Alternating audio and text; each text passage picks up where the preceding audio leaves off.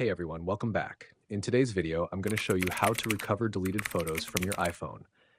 If you've ever accidentally deleted a photo while scrolling, don't worry, I'll show you how to get it back easily. Let's get started. If you've just deleted a photo by mistake, here's what to do. First, open the Photos app on your iPhone. Next, tap on Albums at the bottom of the screen. Scroll all the way down and you'll see an option called Recently Deleted. Inside this folder, you'll find all the photos and videos you've deleted in the last 30 days. The picture I just deleted is sitting right here. Tap on the photo and you'll see two options, delete forever or recover.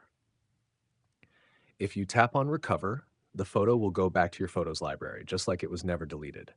If you have multiple photos to recover, tap on select, choose all the photos you want, and then tap on recover. Keep in mind that these deleted photos will stay in this folder for only 30 days. If you don't recover them within that time, they'll be gone forever. And that's it. Now you know how to restore your deleted photos in just a few taps.